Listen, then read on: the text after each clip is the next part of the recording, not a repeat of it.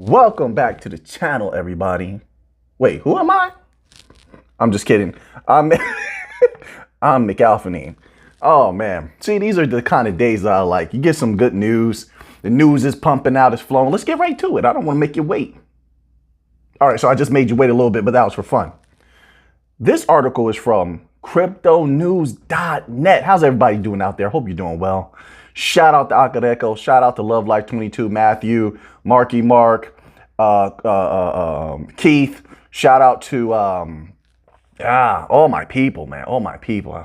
Dr. Slimeball. Pay me an XRP, pay me an XLM. Oh man, there's so many great people here. Shout out to everybody. Oscar. Little Balls. Lazar Current. Oh, my brain is flowing today. I made you wait some more. Listen, this article here is from cryptonews.net. Not every day I feel fired up. I feel excited. And it is titled, Traders Believe Reaching $10 Could Be a Breeze. The champ is here. The champ is here. Could be a breeze to $10. Now listen, I will say this.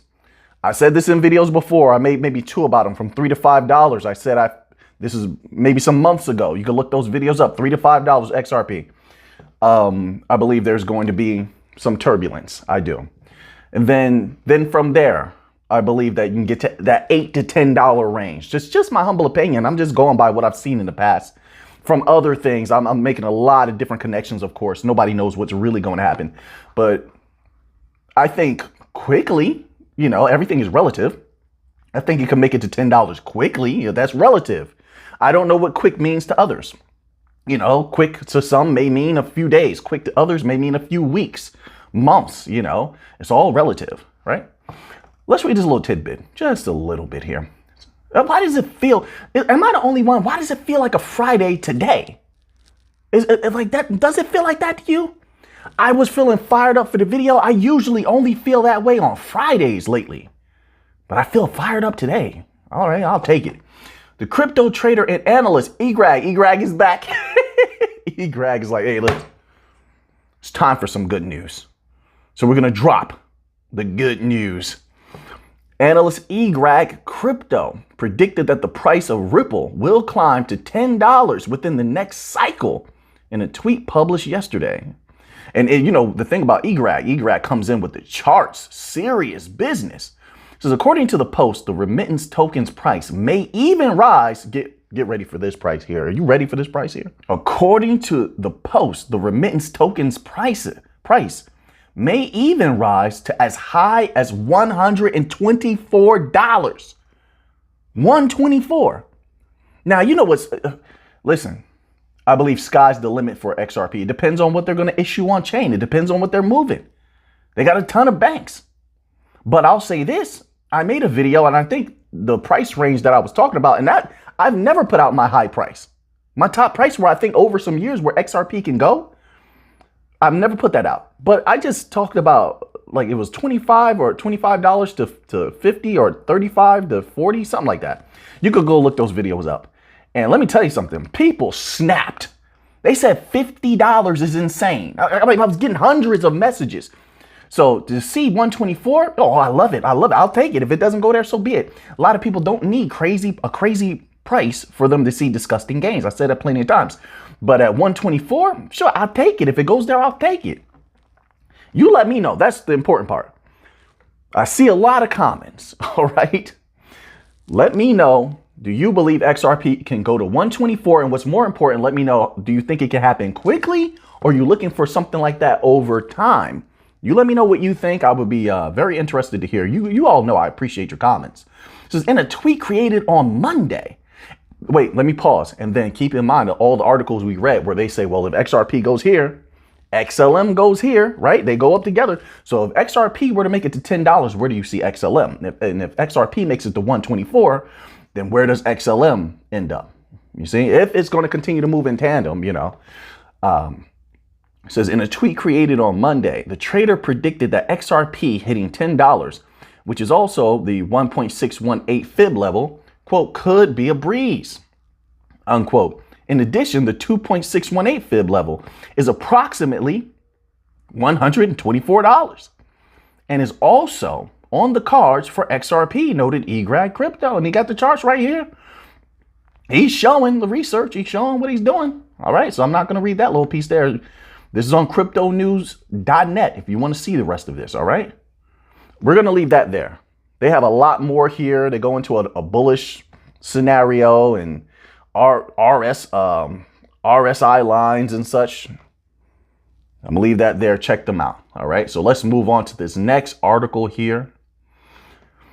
This next article is from U.Today, and it is titled Ripple CTO declares Coinbase's victory over the SEC. Is that so? What's going on here?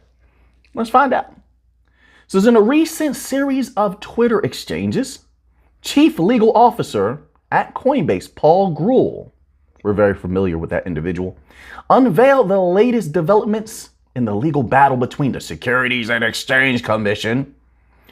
I'm sorry. What do you prefer? What do you want? What's that character from Inspector Gadget? Claw. You want the Claw voice? I'll give you the Claw voice. Let's do it. Coinbase. Do you guys ever even watch Inspector Gadget? Like, I'm talking about from the old school. When he had the gray suit on, it was a regular cartoon.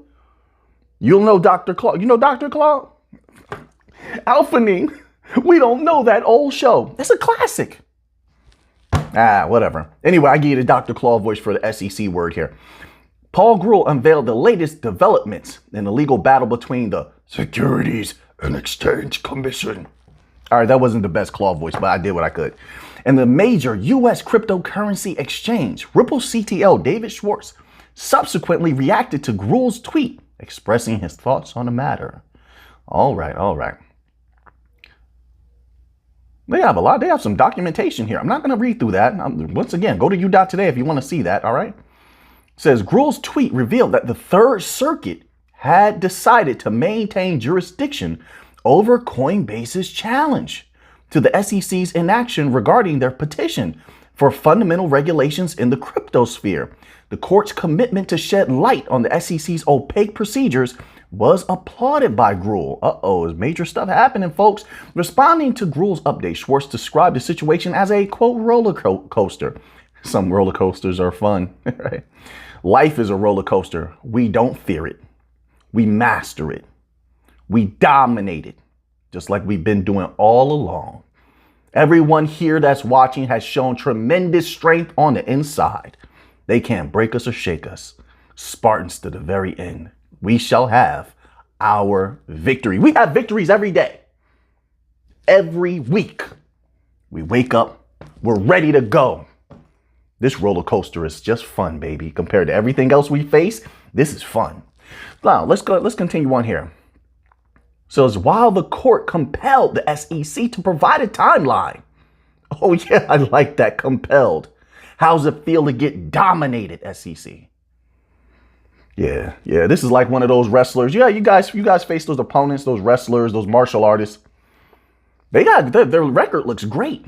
And everybody around you is building them up. You faced this before, I know. Oh, they're immortal. Oh, they can't be taken down. They're showing you the footage. And in the footage, they look great.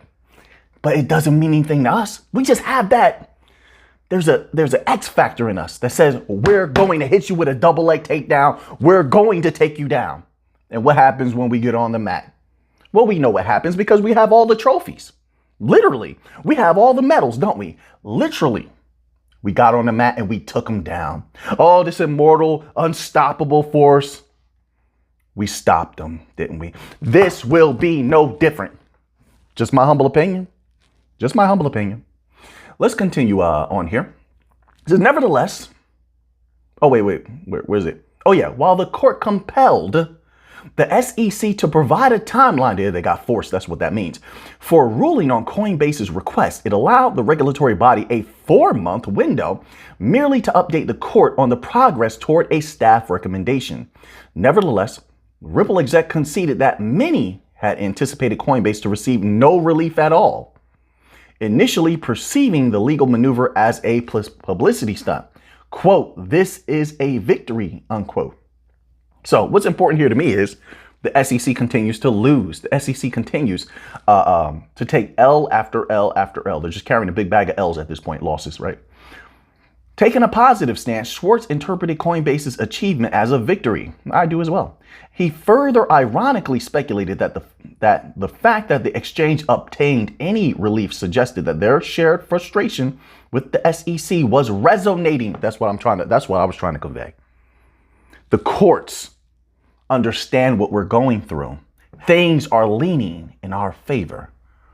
We're at a very important moment in history, folks. It says, was resonating with at least one federal judge, possibly even more. That's exactly what I was trying to iterate a few moments ago. So now let's move on here. So this article here is from U.Today, and it is titled, Billionaire Mike Novogratz confirms relationship with Ripple. Here are the details. Scroll down here and read just a little tidbit. It says, responding to speculation by a vocal XRP community member, Mr. Huber, quote, Mr. Huber, regarding the Hinman emails, Novogratz mentioned his relationship with Ripple. There's a lot of entities and individuals with relationships with Ripple, and they try to keep it quiet, even though they've been exposed over the years. I mean, what was like 2 years ago? We talked about the relationship that they have with the IMF. They're on the advisory board of the IMF. You know, they've been tested by BIS. I mean, not too many people know about that. They don't really talk about that. All the different, panels they're on, Faster Payments Council, Faster Payments Task Force, Digital Euro Foundation, Digital Pound, was it Foundation or something? It was Digital Euro Association, I think, something like that. All of these different things they have going on. So it doesn't surprise me that they have connections to a lot of different people, including some millionaires and billionaires. Not that that means much at all. But let's read this little tidbit here. It says, the only person I remember speaking to about SEC matters was Brad Garlinghouse, who was visiting them pretty regularly. Have been a day one. Oh, maybe he meant having been a day one investor in Ripple Labs. I think that's what he meant. And have not sold any of my shares in the past 10 years. Oh, okay. I see what he was trying to say. That's just written strangely. Is it just me? It's probably just me. It's back to what triggered the disclosure. Mr. Huber, an XRP community member, speculated that Novogratz might have gotten insider knowledge about the controversial speech of former SEC official William Hinman. Before the highly anticipated Hinman documents were made public on June 13th, Novogratz discussed them in a Bloomberg interview. Really? Okay. Claiming they would demonstrate whether the SEC has the authority to regulate cryptocurrencies. What they did was they exposed that they don't have the knowledge, to regulate the cryptocurrency industry, and that they can be swayed by influence. Right? I mean, if you have to call Vitalik to make a decision, you're not in position to regulate this industry. Just my humble opinion. It says, now that the documents have been released, discussions on what happened behind the scenes are ongoing. I don't care. As long as Ripple can use the documents as a weapon to win the case, that's all that I care about, then we can move forward. And hopefully XRP can do everything that it's set up to do. And I believe that it can, but that's just my opinion. And then it can explode and we can move forward. Simple as I'm keeping it simple. It says, you don't want to make things too complicated. You want to stay focused. It's the same as like fighting. Stick to basic jabs, right cross, double leg takedowns, basic submissions. They'll get you far, right? Basic footwork and such, head movement. If you stick to the basics and keep good fundamentals, you can win a battle most times. All right. So that's how I look at it. It says, quote, the only person I remember speaking to. OK, then they iterate some more. So this is not, in my opinion, it's interesting, but it's not something significant where it's going to move everyone forward. If this individual had insider information, there's no way I think that they're going to give it up. No way in the world. If you understand what forces are at work behind the scenes, they're not ones that you play with. They're not. You see this serious look on my face? You don't play with them, right? So if you have some kind of knowledge or something that's going to get exposed, it's going to get exposed in court through documents and such like that. I don't see any individual just jumping out there. Too much money involved. Do you understand what people will do for money? Do you understand, like, look at the history of the banks. Do you know what some of these banks are accused of? Some of the banks that have possibly spread a little capital around behind the scenes to shift things in their favor? Look at their history and look at what they've been alleged to have done. You don't play with these kind of entities. And now you got big entities moving in now. Wall Street is moving in, right? They got exchanges and such. You got BlackRock moving in, which means Vanguard is there, right? So these are not, and I mean, I repeat, these are not entities that you go against outright, right? So I don't see someone just like, yeah, I have some inside information that could take down the SEC and, you know, listen, the SEC is just a face. There's something behind them. This battle that we're fighting is more important than most people will ever know because there's a force behind it. But we'll leave that there. Let's move forward. All right. Once again, I hope everyone is doing well. May goodness always be with you. Right? May the best come to you wherever you may be. May you have strength and power in the morning, and may that carry you throughout the day. May your mind be clear. May your health be good. Right? I hope all of that for you. So now this article here is from ledgerinsights.com. They've been one of the best sites over the years that we've covered articles from. All right. Make sure you support them. Give them some traffic if you can. This article is titled BIS Unified Ledger. Right. They're calling it a game changer. Now, if you've been keeping up with things and you saw some of the posts that I made in the members only section, who is working with the BIS and the Bank of England right now? Who? None other than Quant. They're running a massive amount of tests on Quant, with Quant, which, of course, you know, if Quant is going to be a piece of that glue that makes everything work with Overledger, you already know what it could do to that price. This is not financial advice. I'm just sharing my thoughts. But they didn't start saying this, and that wasn't possible until Quant got involved. Why? Because Quant glues everything together. They had dreams of this unified ledger, but they weren't able to pull it off. That's why they kept testing and retesting, testing and retesting. A lot of the PDFs weren't saying anything new. That's why there was nothing, in my humble opinion, significant enough to really cover. But now they moved forward because now they said they brought Quant in. They brought a couple of companies in, but I'm going to stick with Quant because they're the biggest and the most interesting. And now they're finally making everything click. They had to bend the knee. But this is why they're saying now, well, this is a game changer. Because they know it pulls everything together. And now that they're moving forward towards a reality where the legacy system is taking over. That's why the video yesterday was called The Takeover. It was based on the article. The article literally was called Takeover. The chapter in the video was literally called Takeover.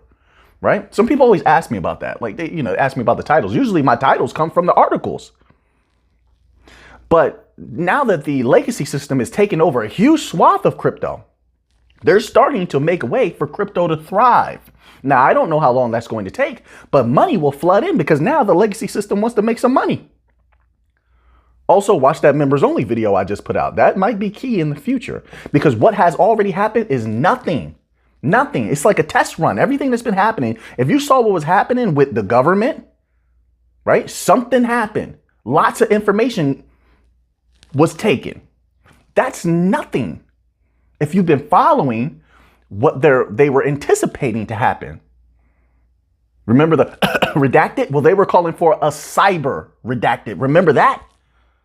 There's a reason why. Now, let's watch that members only video. Trust me on this. It's going to make a lot of sense to you. So anyway, let's read this little tidbit here. It says, today, the Bank for International Settlements pre-released a chapter of its upcoming annual economic report 2023 that focuses on tokenization. In February, BIS leader Augustin Carstens outlined the unified ledger concept to support central bank digital currencies, bank tokenized deposits, and digital assets in the same network. Today's paper elaborates on the architecture while borrowing numerous concepts from the crypto world. They're borrowing a lot more than that. Like I said, a lot of what they're going to be offering, as far as what we can see from the facts as of now, what they offer is like the body of a car. All of the different bank coins are the mechanisms in the engine of the car. That's how I look at it. Then that's how they function. They're supposed to function behind the scenes. So let's continue on. It says the chapter is nonetheless dismissive. Quote, crypto and decentralized finance have offered a glimpse of tokenization's promise. But crypto is a flawed system that cannot take on the mantle of the future of money. That is unbelievable that they say that, right? They want people out. They want to use the bank coins, but they don't want the bank coins to dominate. And when they say crypto, they're talking about regular crypto. They're not talking about the bank coins. That's why they shake hands with Ripple. They shake hands with Stellar. They're not talking about them. They shake hands with Algorand. They're not talking about them. Not at all. They're talking about regular crypto that's getting stomped out right now. It says instead, it points to new silos created by numerous banks, but what are they creating them on? It says, and others that have launched permission tokenization projects built off of what? XRPL, Quant, XDC, Stellar, Algorand. They're working with all these different bank coin companies.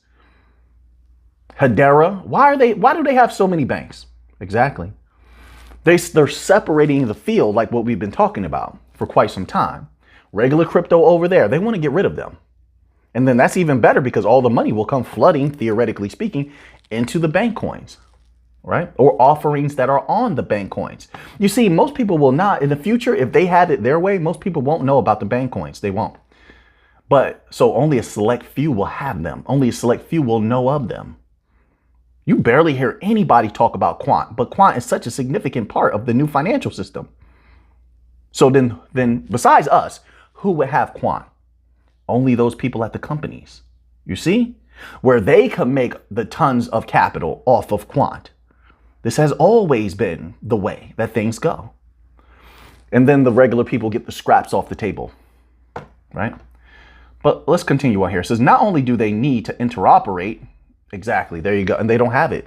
You can't have a globalist system right now in a multipolar world. You can't. You got BRICS Bank trying to come up with their own system. Then you have the West with their SWIFT-based system. This is not going to happen. There's no way to have a globalist system. That time is over. They had the dream of a globalist world. It's over. It's done for. And there's a global depression, or well, some people are going to say global recession settling in. If you look at the struggles that China is having right now, well, the West is definitely having struggles. Europe is definitely having struggles with what Germany is their most powerful economy. They're in a recession. So everybody's it's a global recession, right? So they're all struggling, right? Struggling while at the same time trying to battle and there's all of this battling for position in this multipolar world, right? So that's the globalist system not going to happen. And they're doing so badly right now that they actually had to come to the negotiation table. If you look at what's going on. Now, the reason they had to come to the negotiation table, in my humble opinion, when you're talking about, like, let's say Taiwan, and I'm trying to be careful with these ideas, but it's the truth. But the reason for that is China's economy is not doing well. But we already knew that because they have bank problems, just like the West has bank problems as well. So let's not kid ourselves. But they had bank problems over the last 2 years that we've been covering China. So they've had to prop up a lot of their banks, but that's no different than what the West has been doing, right? So, Japan, same thing. How many infusions of capital did Japan have to make, right? So, so what's going on with Taiwan? In my humble opinion, there's been a stepping back of the West from things that they said about how they would deal with Taiwan. Taiwan is big business, big business. Now, if there's going to be something worked out and China can benefit from certain activities and such, especially when it comes to like semiconductors, the electric vehicle movement and such, that could probably get reinvigorated. As you know, if you don't, then China has, this is what's being reported. They have tons of electric vehicles they can't move. They have too much. So they have electric vehicles just sitting in fields. This is what's being reported. I don't know how accurate it is. It is. But sitting in fields just rotting because they can't move them, right? So they need more semiconductor output, things like that, Then also, I mean, there's so many things going on. So what I'm trying to say, circling back around, it's a multipolar world for many different reasons. One of them is survival. if the world is to come out of this global recession / depression that it's in now, somebody's going to be on top. And this, I think a lot of these countries see that there's an opportunity for a new big dog, so to speak, to be at the top. But let's continue on here.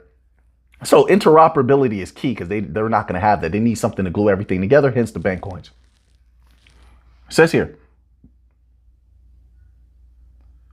not only do they need to interoperate, but they also ideally want to use a wholesale CBDC for settlement. Big money. We're gonna take that bank money. They're gonna hand it over. They need us for wholesale. They do, right? We are the new system. We are the new SWIFT. Quant, XRP, XLM, Algorand, right there at the top. Hedera is following right close side by side with them.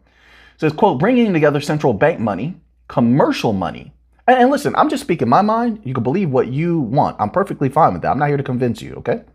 Quote, bringing together central bank money, commercial money, and different assets on the same platform, all tokenized and interacting, opens up a whole new range of possibilities, said Hyun Song Shin, BIS head of research. It says, quote, this would be a game changer in how we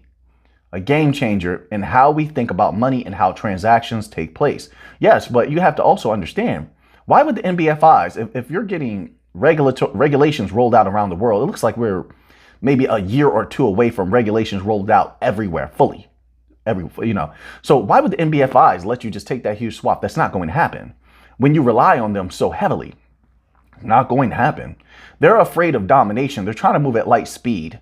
It's the same way with like the Fed Now system, which is just e-money. That's all it is. It's electronic money. And on top of it, there's a $25 per month fee to participate on that network. Come on now, that's absolutely horrible. Just more legacy system nonsense. Nobody's paying $25 a month to use Fed Now. But anyway, they have all these integrations with Fed Now to make it better. What are the integrations? Some of them. A lot of the integrations are blockchain companies. Go figure. I tell you, they make a paper house. It's the tech companies that come in and they fill the house and give it substantiality, right? So now it says the BIS recognizes that the current payment methods that separate messaging from clearing and settlement are inefficient, creating the need for reconciliations. Do you know what they're talking about there? Messaging. Right. And we have all of that, right? Tokenization enables atomic settlement. Where do we hear that? Come on now. Come on. Who are they talking about? You tell me. It says in which both the asset and payment happen simultaneously. Additionally, it acknowledges that tokenization and unified ledger, quote, opens the way for entirely new types of economic arrangement that are impossible today due to incentive and informational frictions. And there's so much I could say. This video would be an hour long. I'm thinking about Africa as an example because there's been more rebellious activity out of Africa, which is great. They're moving more. A lot of countries are moving further to take power to themselves and away from the controlling entities of the world, which is great because they're going to benefit from the DLTs.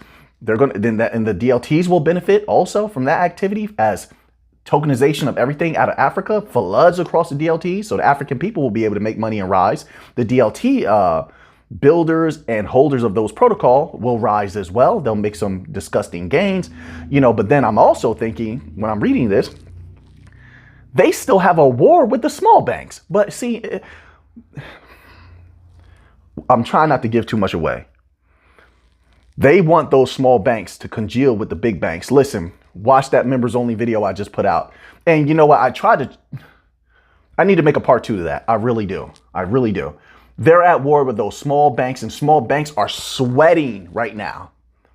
Giant pools of sweat are coming down their face as they're watching what's going on. And that sword, that guillotine of commercial real estate is just coming down slowly. So I'm going to leave this here. All right. Once again, that's from ledgerinsights.com. I have like 8 more articles. Shame on me. I wanted to get through these here. Maybe, let me see what the next article is. Let me just check it out here, okay?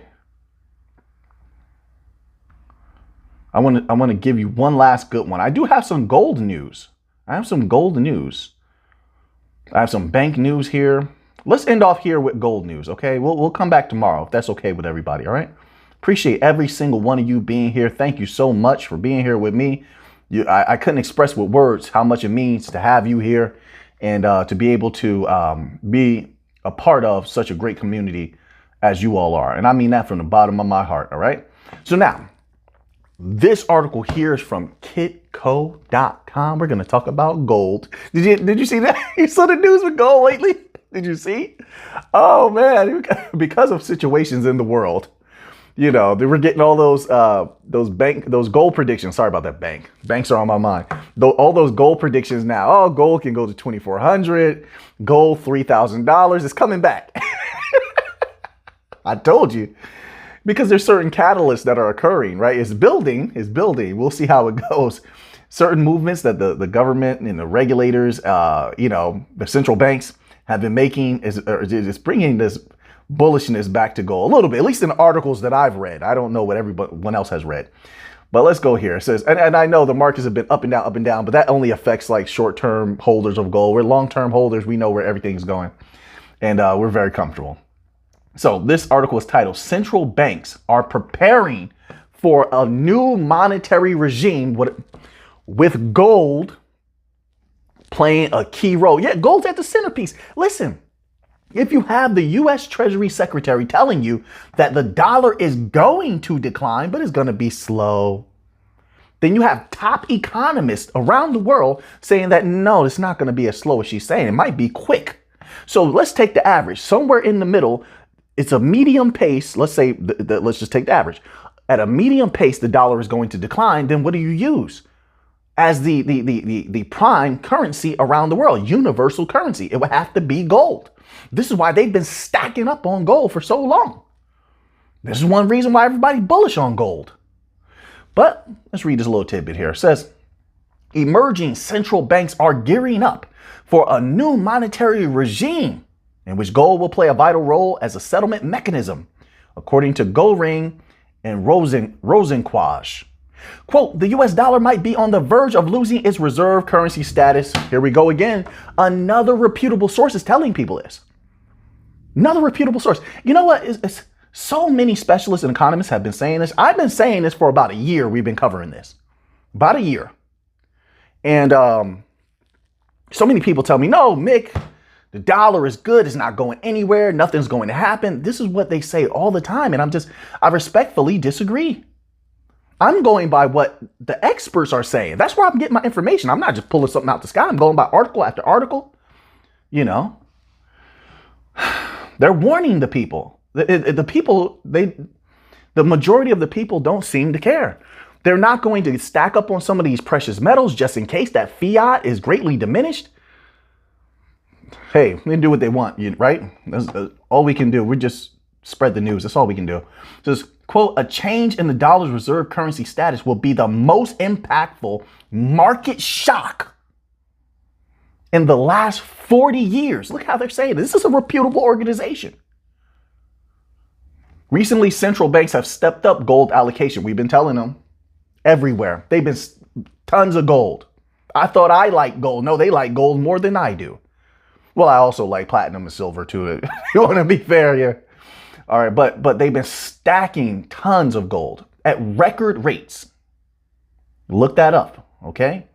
So recently, look it up for yourself. You can save those articles. You can have it for the future. If you go to tell people, they're not going to just take it from you. Well, they definitely don't just take it from me, but you can have the articles to show people. It proves to them like, hey, listen, this is what I'm saying. You don't have to go by what I say. You don't have to believe what I say, but at least the article is here, which means that this is true. This is real data.